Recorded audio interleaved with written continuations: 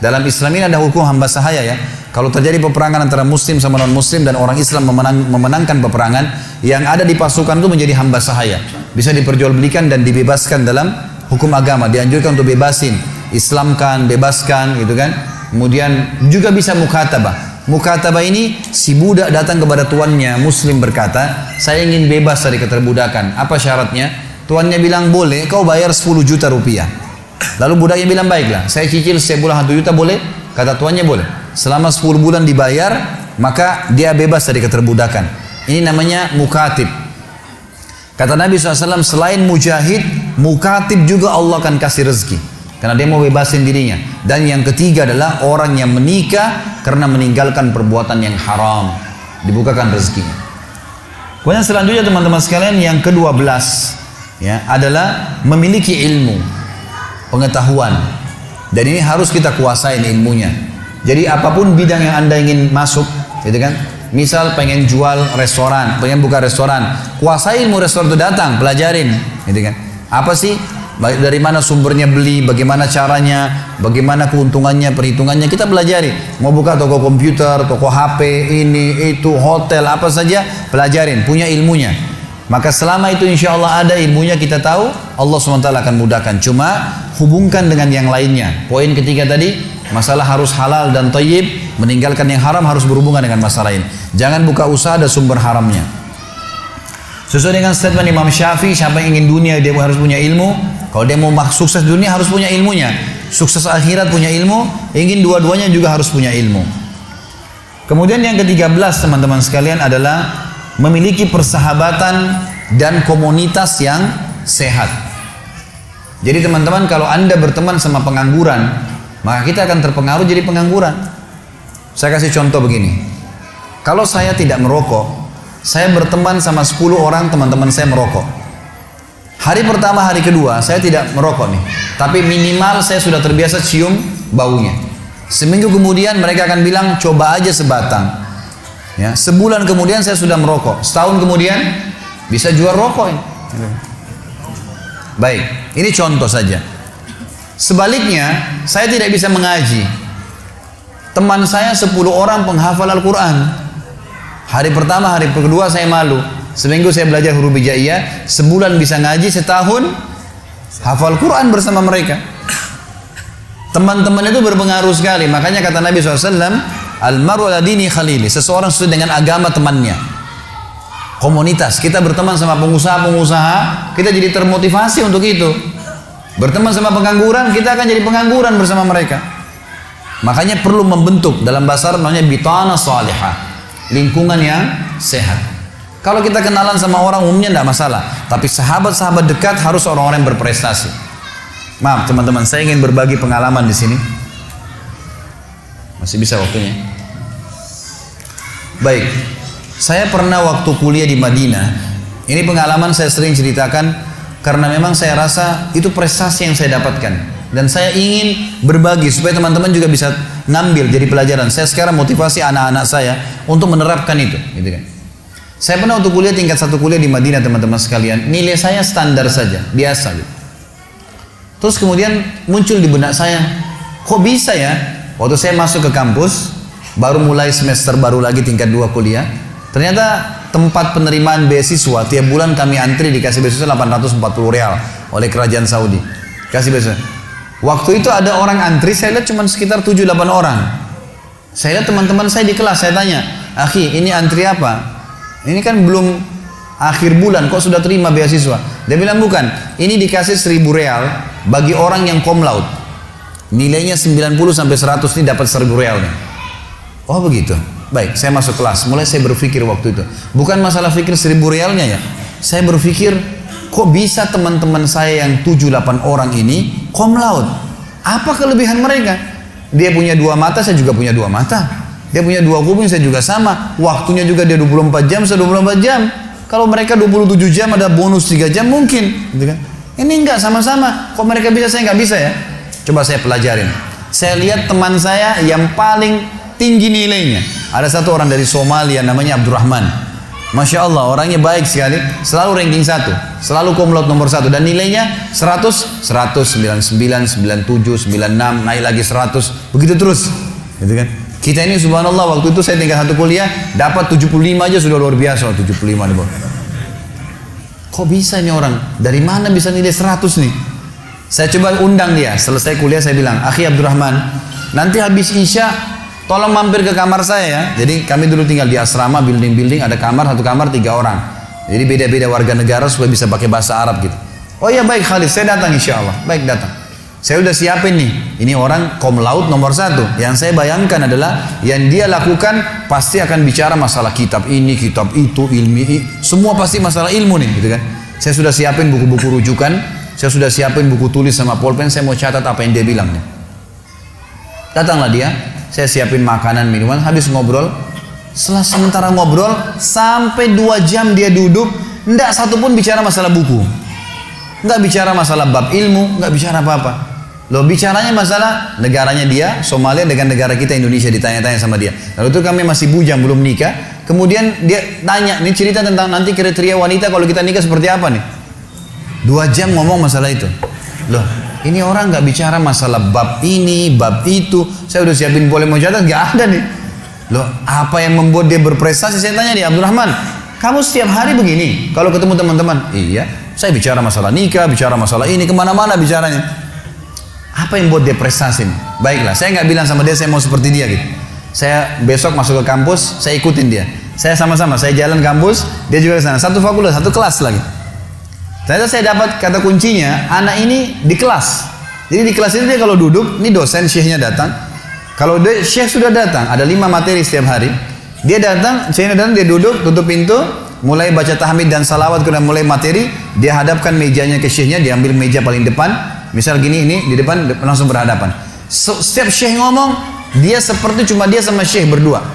Nggak ada orang lain nih. Jadi dia dengar betul fokus, dan setiap lewat 1 paragraf, 2 paragraf, dia bilang sebentar syekh, saya mau tanya, yang anda terangkan tadi ini begini isinya 1, 2, 3, 4, 5, itu yang saya pahamin, benar nggak? Kata syekhnya benar. Baik, kalau ujian saya jawab begitu bisa nggak? Bisa, dicatat sama dia. Ini di belakang ini ada anak-anak yang tidur, yang gambar-gambar. Ini yang ketawa tahu diri ya. Dia tuh malas belajar. Saya lihat, oh rupanya di sini nih. Saya coba pindah ke meja depan, lalu kemudian mulai besok saya lihat, dan dia catat-catat semua tuh, oret-oret, nanti pulang ke kamar diperbaiki nama dia. Dan subhanallah tulisan dia itu, kalau hari ujian teman-teman sekalian ditaruh di fotokopian, di fotokopi sama anak mahasiswa dibaca. Berapa banyak pahalanya orang ini, ayat hadis dihafal, tulisan tangannya, dan dia kena tulis sesuai apa yang dia faham, gitu kan? Dia udah nggak, dia tinggal baca sedikit udah tahu, dan sudah faham di kelas, gitu kan? Mulai besok saya bawa buku tulis, bawa pena, dia di sini, saya di sebelahnya. Dia bertanya, saya juga bertanya. Proses seperti dia gitu. Tapi yang kalau saya tidak paham, kalau saya paham saya sudah tulis. Kalau dia bertanya saya paham sudah. Kalau saya tidak paham saya syekh sebentar. Ya, maksudnya begini syekh. Jadi kelas ini jadi hidup gara-gara saya bersebelahan sama si Abdurrahman. Yang lain yang tidak tidur jadi bangun. Dia ada apa nih ribut di depan? Tanya terus, diskusi sama syekhnya terus begitu. 6 bulan pertama teman-teman sekalian saya kewalahan nulis. Karena syekh ngomong apa ditulis kan gitu. Susah nih. 6 bulan kemudian setelah saya terus paksain diri, sampai pada tingkat Allah mudahkan, alhamdulillah, saya bisa nulis apa yang syekh ucapkan dengan 2 warna pulpen. Hitam apa yang dia ucapkan, kalau ayat pakai pulpen warna merah gitu. Dan pada saat hari ujian, di fotokopi bukunya Abdurrahman sama buku saya. Dua-duanya difotokopi sama mahasiswa gitu kan. Dan pada saat hasil ujiannya sama, nama dia dan nama saya berdekatan, sama-sama dapat 1.000 real gitu kan. Sampai pernah ada seorang dosen, ada materi namanya Ghazul Fikri, perang budaya, bagaimana mempelajari negara-negara barat, negara muslim berusaha untuk memerangi umat Islam. Materi yang ada seorang dokter, orangnya baik, tapi beliau suka pakai bahasa ammiah, bahasa pasaran dalam menerangkan materi, jadi nggak semua orang paham gitu. Maka syekh ini kalau ditanya, syekh, teman-teman dari Afrika tanya, syekh, ana belum mengerti syekh. Dia bilang, ente kembali ke buku. Nggak dijelasin lagi, gitu kan? Ini gimana cara memahaminya orang ini, gitu. Tapi, apa yang saya sudah ambil kata kunci, syekh, maaf, yang anda terangkan seperti ini maksudnya? Iya, benar. Yaudah, bukunya mana syekh? Ini rujukannya, saya beli bukunya nanti, gitu kan? Subhanallah, dia datang dari angka 100, nilai full, 70 nanti di kertas, 30 ini teman-teman sekalian dikasih ujian di kelas, ujian tulisan 30. Dia datangkan 5 soal, dikasihlah ujian. 2 kelas waktu itu tingkat 4 kuliah, tingkat 3 atau tingkat 4 kuliah, 2 kelas ini gitu kan, penuh, kurang lebih 100 orang lah jumlahnya. Dikasih ujian, datang sini minggu depan marah-marah. Kalian apa ini? Bagaimana kalian jawab nanti di ujian utama? 70 angka kalian bisa dapatkan, 30 aja susah didapatkan. 5 soal saya jawab, tanya nggak ada yang bisa jawab. Kalian salah semua. Orang semua balik ke arah Abdurrahman, ke arah teman-teman yang lain ini. Ini mereka pun dianggap salah sama syekhnya. Ini gimana nih? Gitu kan? Lalu bagaimana? Terus dia bilang, semua salah kecuali ini nih, bahasa lama dapat 30. Terus saya kaget, teman-teman juga lihat ke saya. Saya tanya, Syekh, saya benar jawab semua. Dia bilang ente benar semua, dapat 30. Setelah itu saya pulang ke kamar, Abdurrahman datang ke saya bawa buku tulisnya. Bahasa lama sini, saya mau tulis. Dia tulis dari saya gitu. Subhanallah, hanya karena berdekatan sama seorang yang pintar, kita jadi pintar tuh. Hanya ikutin caranya dia. Ciplak saja. Bayangkan kalau kita berteman sama yang di kelas tidur di belakang, nyoret-coret, datang kapan mau datang, wah, akan sama dengan mereka. Angka lulus 60, carinya 60, ya bisa tidak dapat 60 kan? Kalau kejarnya 100 bisa dapat 90. Dan ini luar biasa. Makanya harus kejar bentuk persahabatan yang baik, itu penting. Baik, selanjutnya yang ke-14 teman-teman sekalian adalah memiliki keterampilan. Tapi kalau yang saya bahasakan gini, kreatif ya, kreatif ini, dan juga inovatif ya, kreatif dan inovatif. Dalam ilmu bisnis, saya mengambil S2 di manajemen pendidikan dan saya sempat mempelajari pada saat itu. Jadi beberapa perusahaan-perusahaan memang berkembang pesat karena ada poin-poin, banyak poin-poinnya. Di antara poin-poinnya itu adalah masalah bagaimana perusahaan itu akan sangat luar biasa sukses jangka panjang kalau mereka kreatif dan inovatif. Mereka selalu berusaha untuk bisa punya produk. Kalau ada orang di antara Anda dagang, ngambil produk orang yang sudah ada, boleh, nggak masalah.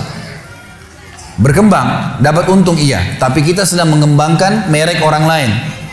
Yang sukses sebenarnya adalah bagaimana mengembangkan merek sendiri. Kalau punya merek sendiri memang jangka pendek dia belum bisa dapat langsung, tapi jangka panjang itu besar. Satu kali sukses maka orang akan pakai nama kita. Ini yang dimaksud dengan inovatif, dan ini kunci kesuksesan sebenarnya. Bagaimana seseorang bisa mengembangkan potensinya.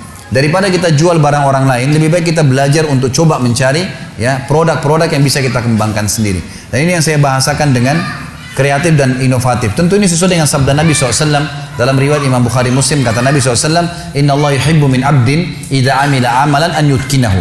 Allah cinta seorang hamba kalau dia mengerjakan satu perbuatan dia menguasainya. Ada profesionalisme di sini dan dia punya kreatif, inovatif dalam mengembangkan usaha-usahanya. Teman-teman kalau lihat ada baju bagus, saya punya pengalaman, saya datangin beberapa teman-teman konveksi dan saya mengatakan kepada dia, akhi boleh nggak? Saya mau ambil baju dari anda ini, tapi dipasang merek saya. Keberatan nggak? Dia bilang nggak keberatan. Silakan. Asal orderannya sekian misalnya. Baik, saya pakai merek saya jual di Jakarta sekarang merek saya misalnya. Memang betul saya tidak bisa buat produk jahitnya, tapi dia bisa siapin. Dan saya tidak menipu dia, karena saya izin dan dia izinkan. Yang penting kuantitinya masuk. Dan itu satu hal yang bagus. Akhirnya yang saya kembangin adalah produk saya, gitu kan? Otomatis secara seperti itu. Ini yang saya maksudkan, jadi bisa mengembangkan dengan masalah itu. Dan yang terakhir teman-teman sekalian adalah yang ke-15 ya. Ini sebenarnya ada 20 poin, tapi saya belum susun semua lengkap. Adalah kejujuran ya. Kemudian juga afaf. Afaf ini teman-teman sekalian tidak membuka pintu merengek, minta-minta, mengemis. Tidak membuka pintu mengemis. Kalau jujur, ada hadis Nabi SAW yang berbunyi, Allah Subhanahu wa Ta'ala akan memberkahi seorang pedagang dan pembeli serta pemilik utang yang jujur. Di sini kata ulama hadis, dimaksud diberkahi adalah Allah akan lipat gandakan tambahan rezeki bagi pedagang, pembeli dan pemilik utang yang sedang utang yang jujur. Ini termasuk dalam hadis yang dikatakan tadi.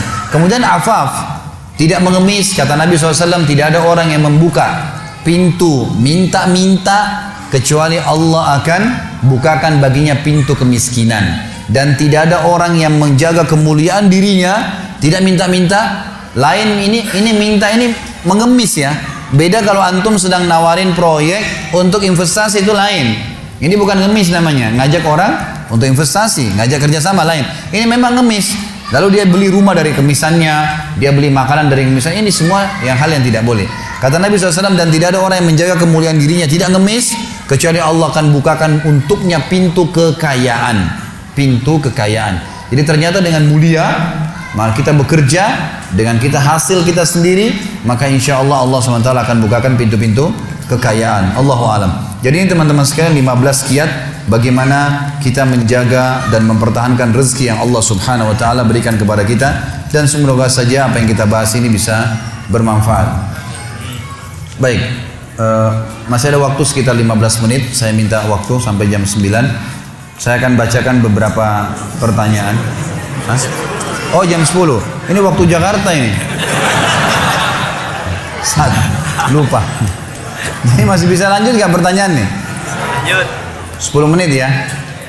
Baik, dan saya hanya baca pertanyaan sesuai dengan tema saja.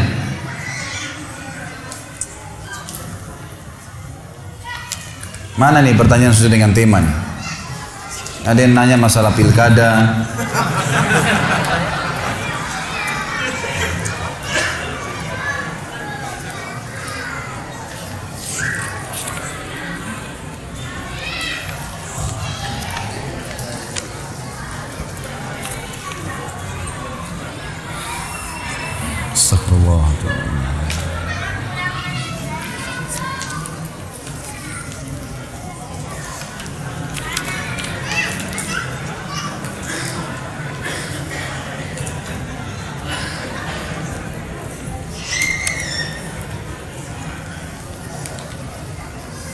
Ustadz, suami ana suruh puasa Senin Kamis. Katanya di tempat kerjanya terlalu banyak godaan, tidak bisa menjaga pandangan. Kalau dia puasa dengan keadaan seperti itu bagaimana Ustadz? Mohon nasihatnya. Tentu justru puasa yang mengontrol syahwatnya, gitu kan? Malah semestinya dia berpuasa, sebaiknya berpuasa.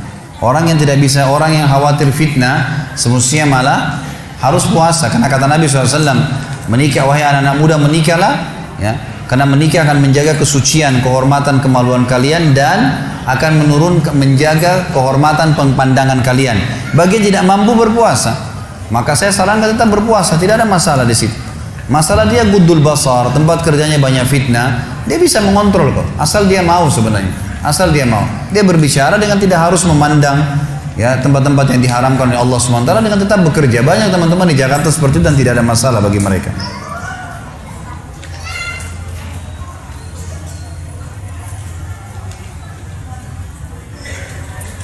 Saya bermaksud menanyakan hal yang berbeda dari materi rezeki, tapi berhubungan dengan itu. Semoga berkenan.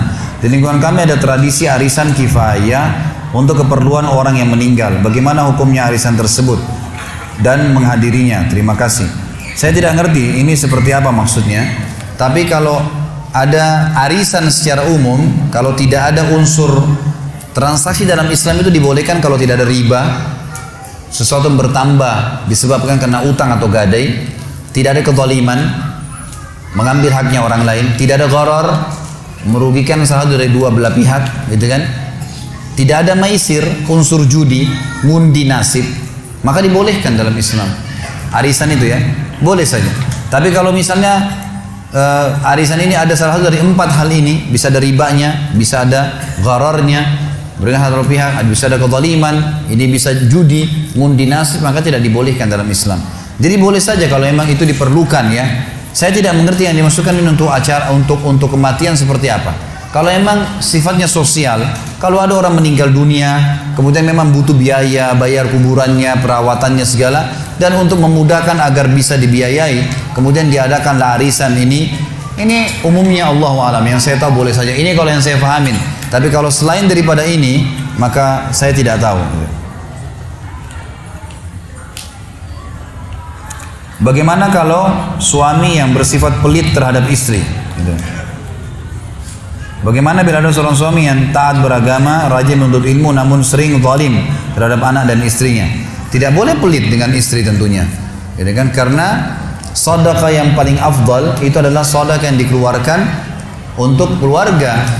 Dan di sini orang tua, kemudian masuk istri dan anak. Sebagaimana sabda Nabi SAW, dinar yang engkau keluarkan di jalan Allah, dinar yang engkau infakkan untuk pembebasan budak, dinar yang engkau infakkan untuk jihad, dan dinar yang engkau berikan untuk keluargamu, istri, anakmu, dan orang tuamu, jauh lebih besar pahalanya. Jadi semestinya seorang suami lebih tahu masalah itu. Harus dia lebih loyal kepada istri, anaknya, keluarganya. Harusnya dia begitu. Tapi yang perlu digarisbawahi di sini teman-teman sekalian, terutama akhwat kita, yang wajib dari suami hanya nafkah. Apa itu nafkah? Sesuatu yang kalau tidak dikasih, roda kehidupan tidak bisa berputar. Tidak ada haknya seorang istri mengambil semua gaji suaminya. Ini nggak boleh. Misal gini, suami yang bijak, dia mencatat kebutuhan rumahnya. Ternyata kebutuhan rumah misalnya 5 juta, gaji dia 7 juta. Baik, 5 juta diberikan ke istrinya, lalu dikelola oleh istrinya. 2 juta dia punya hak untuk bantu orang tuanya, bantu masjid, kegiatan dakwah, itu haknya dia. Nggak boleh istri mengambil semuanya, karena itu haknya suami. Sebagaimana juga suami tidak boleh sama sekali 1 rupiah pun mengambil uang murni punya istrinya. Misal istrinya dapat warisan nih 200 juta, sudah 10 tahun berumah tangga, suami nggak boleh bilang, kamu kan sudah 10 tahun saya biayain, ini bagi 2 warisannya. Ini nggak boleh. Istrinya punya modal sebelum nikah, sudah punya pendapatan, punya rekening, ada uang, nggak boleh suaminya minta uang itu. Tapi istri boleh minta, tapi nafkah, nggak boleh lebih daripada nafkah, gitu kan? Yang kalau tidak dikasih tidak bisa berputar roda kehidupan. Tapi bagi suami tentu harus paham, uang yang dikeluarkan untuk keluarganya adalah hal yang paling besar pahalanya. Saya sekarang kerja di bank konvensional, saya sangat ingin resign karena saya tahu riba adalah dosa. Tapi di satu sisi kedua orang tua saya tidak menginginkan saya resign. Apa yang harus saya lakukan dan apakah rezeki yang saya dapatkan itu halal atau tidak? Baik, melihat waktu, maka ini pertanyaan kita yang terakhir teman-teman sekalian. Saya tidak bisa jawab semuanya. Kalau saran saya, tolong teman-teman buka YouTube dan bisa ditulis TJ, huruf besar semua, tanya jawab, maksudnya terus tulis nama saya Khalid Basalamah. Ada pertanyaan sudah ratusan sekarang, alhamdulillah, yang ditanya oleh teman-teman, dan saya lihat sebenarnya hampir sama dengan pertanyaan antum di sini. Itu sudah saya jawab di YouTube, tinggal bisa dilihat. Misal masalah rumah tangga, masalah politik, masalah memilih pilkada, ikut boleh atau tidak, pilpres, dan segala sudah saya jelaskan. Bahkan ada ceramah saya judulnya kriteria pemimpin dalam Islam. Itu bisa ditonton, semua insya Allah bisa jawabannya. Khusus masalah kerja di tempat riba ini teman-teman sekalian, saya nasihatin karena Allah Subhanahu Wa Taala. Jangan anda pahami Ustadz ini kolot atau terlalu keras, bukan masalah itu. Tapi riba ini teman-teman sekalian berat sekali riba ini. Dan memang kalau anda lilitkan diri anda di riba ini, maka sulit untuk lepas. Karena memang sudah Allah katakan sebenarnya dalam Al-Quran, sifat riba memang begitu. Ya ayyuhalladzina amanu la ta'kulur riba adhafan mudha'afa. Hai orang beriman, jangan sampai kau makan riba, karena itu akan terus berlipat buat kalian. Ini berbahaya buat kalian, tidak boleh. Teman-teman sekalian, hadis Nabi renungi. Yang pertama, kata Nabi SAW, 1 dirham riba lebih berat daripada 36 kali berzina. Riwayat yang lain, kata Nabi SAW, 1 dirham riba lebih berat daripada berzina dengan ibu kandung. Ini berat nih. Dan satu-satunya dosa besar yang Allah Subhanahu Wa Taala perintahkan untuk diperangi adalah riba. Allah Subhanahu Wa Taala menyebutkan dalam Al-Quran masalah itu. Allah dan Rasulnya akan memerangi orang-orang yang memakan riba, gitu kan? Jadi teman-teman sekalian, saya kasih pengalaman sebagai penutup materi kita. Ada satu orang teman datang di pengajian, saya kerja di bank konvensional. Alhamdulillah, rata-rata yang saya sudah jelaskan mereka akhirnya tinggalkan. Orang ini umurnya 30 tahun. Dia bilang, Pak Ustaz, saya kerja di bank konvensional, saya tahu riba. Saya sudah dengar ceramah Ustaz dan berat bagi saya, terbebani. Setiap hari ada beban batin. Saya tahu ini nggak boleh. Tapi kalau saya tinggalkan, saya berikan makan minum dari mana anak istri saya. Mereka hidup dari saya sekarang. Saya tanya, Mas umurnya berapa? Dia bilang 30 tahun Ustaz. Baik. Sudah berapa lama kerja di bank? 3 tahun. Berarti 4 tahun. 3 tahun atau 4 tahun? Anggaplah 3 tahun, berarti 27 tahun yang lalu belum kerja di bank. Saya tanya, 27 tahun yang lalu ini Anda di mana? Dia bilang, saya dari kecil mulai kerja, sekolah, SD, SMP, SMA, kuliah semua dibiayai oleh orang tua saya. Cari-cari kerja sampai akhirnya saya kerja di bank ini. Sebelumnya saya masih kerja freelance ke sana sini, sekarang saya terikat dengan kerja ini. Saya bilang, Mas, selama 27 tahun ini Mas makannya dari mana? Minum dari mana? Dari orang tua saya. Pernah berpikir pada saat itu makan minum dari mana? Dia bilang kalau mayoritas waktu sih tidak.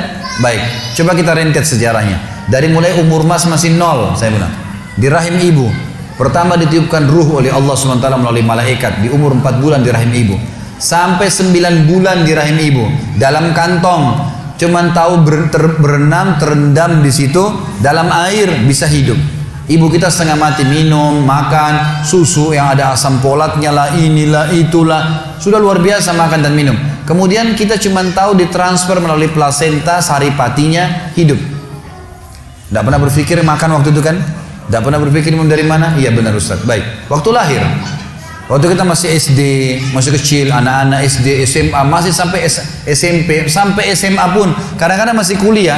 Kalau dia masih bergantung pada orang tuanya masih minta, ayah, ibu beliin, ayah, ibu beliin. Kadang-kadang marah kalau orang tuanya nggak beliin, tidak mau tahu dari mana uangnya. Pernah nggak berpikir waktu itu dari mana uangnya? Tidak pernah berpikir. Anak-anak cuma nangis beliin permen, nggak dibeliin, beliin es krim, nggak dibeliin, nangis. Gitu kan? Baik, kita selalu dibelikan. Dari mana semua uang itu? Secara mata, kasat mata manusia, orang tua kita yang punya. Tapi sebenarnya itu rezeki yang Allah sudah berikan kepada kita. Sudah tercatat itu rezeki buat kita. Masa mas, 27 tahun kehidupan anda dijamin sama Allah, makan, minum, tidur, bernafas, enak. Ya, waktu itu belum ada kerjaan, ya, tapi hidup. Sekarang 3 tahun kerja di sesuatu yang haram, lalu mas ketakutan setelah jadi sarjana. Enggak connect secara rasional, enggak connect gitu. Mesti kita berpikir secara sehat. Dan ingat, saya ingatkan kepada dia dan kepada teman yang bertanya juga dan seluruh muslimin yang masih terikat dengan masalah haram ini. Teman-teman sekalian, ada ayat Allah yang berbunyi, A'udzubillahi minasyaitonirrajim, Innallaha la yughayyiru ma biqaumin hatta yughayyiru ma bi anfusihim. Allah tidak akan mengubah nasib satu kaum sampai mereka mengubah nasibnya sendiri. Kalau anda bilang, saya kalau keluar saya mau berikan makan apa, berarti sama saja anda bilang saya nggak mau keluar, gitu kan? Mau tetap di situ. Kalau kita nggak mengambil langkah, nggak mengubah nasib kita, nggak keluar dulu, maka kita akan terkurung terus. Allah nggak akan mengubah nasib itu. Harus keluar dulu, baru Allah ubah nasibnya. Memang begitu. Dan banyak orang yang lakukan akhirnya berubah nasibnya karena mereka mendobrak itu. Teman-teman, ada sebuah kaidah hidup. Ini pegangi. Jangan kurung diri kita di bingkai kehidupan yang kita buat sendiri. Misal gini, saya kalau tidak minum kopi pagi hari kepala saya pusing. Misal, ada orang bilang begini, kalau pagi hari nggak ada kopi pusing nggak kira-kira? Pusing. Karena dia sudah sugesti dirinya, kalau nggak ada kopi kepala saya pusing. Teman-teman yang masih merokok, coba tanya, kenapa anda merokok? Saya kalau tidak merokok tidak bisa berpikir. Tidak merokok, saya tidak percaya diri. Dia gantung kepercayaan dirinya pada batang rokok itu. Sehingga kalau dia tidak merokok, betul-betul tidak bisa berpikir. Kalau nggak ada kopi, betul-betul bisa pusing. Padahal sebenarnya kalau ada air putih, ada susu, minum saja, gitu kan? Nggak ada rokok pun bisa hidup, bisa berpikir. Ini namanya bingkai kehidupan. Kalau bahasa saya, itu biasanya kita kurung di situ, berputar-putar di situ. Kita nggak mau keluar. Padahal kalau kita keluar dari bingkai itu, teman-teman sekalian, kolam yang sedang kita tenggelam di dalam, kita keluar, bumi ini masih luas, dan kita punya banyak peluang, jutaan peluang di depan mata kita. Saya masuk di Gramedia, saya temukan satu counter, ada khusus untuk buku-buku investasi. Itu ada tulisan buku-buku bagus, kreatif sekali. Tulisannya itu memulai usaha dengan modal 5 juta. Ada buku memulai usaha dengan modal 10 juta, 20 juta, 15 juta, 20 juta, per 5 juta tuh naik. Ada buku harganya cuma 20.000, bisa dibaca. Kreatif, coba kembangin, bisa. Tapi Allah tidak akan mengubah nasib kita kalau kita tidak mengubahnya, teman. Harus mengubah dulu. Gitu kan, keluar dulu. Kaki kita kena lumpur, jangan bilang saya mau bersihin di atas lumpur, susah. Lumpurnya ada, keluar dulu baru bersihin kakinya.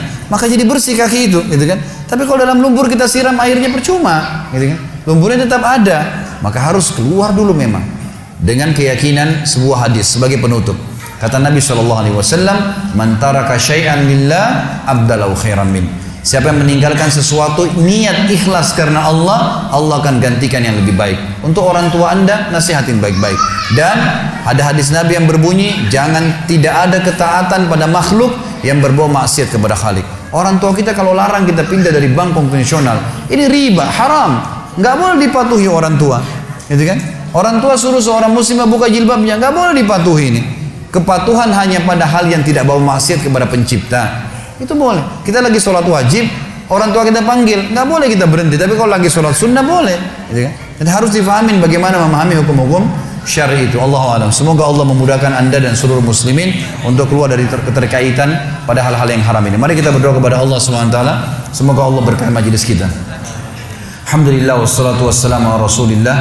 Ya Allah, kami memohon kepadamu agar Engkau menyembuhkan semua orang yang sakit di antara kami, melunasi utang orang yang terlilit utang, ya, memberikan hidayah orang yang belum mendapatkan hidayah, juga memudahkan mengamalkan orang yang sudah dapat hidayah. Ya Allah, tolonglah saudara-saudara kami di Palestina, di Syria, di Yaman, di Irak, di Myanmar, dimanapun mereka berada. Kokohkan telapak kaki mereka, ikhlaskan niat mereka, angkatlah permasalahan mereka, terimalah para syuhada mereka, serta muliakan Islam di tangan mereka dan tangan-tangan kami. Juga partisipasikanlah kami bersama mereka di pahala, baik dengan doa, dengan harta, dan juga dengan jiwa kami. Dan kami mohon dengan kemahamurahan-Mu ya Allah, agar Engkau menyatukan kami semua yang hadir di majlis ini, dan juga yang mendengarkan ceramah ini di surga Firdaus-Mu tanpa hisab, sebagaimana Engkau satukan kami di majlis ilmu yang mulia ini. Kalau ada benar dari Allah, kalau salah dari saya mohon dimaafkan karena kebodohan dan kecerobohan saya, dan saya beristighfar kepada Allah. Subhanakallahumma wa bihamdika asyhadu an la ilaha illallah astaghfirullah wa atubu ilaih. Wassalamualaikum warahmatullahi wabarakatuh.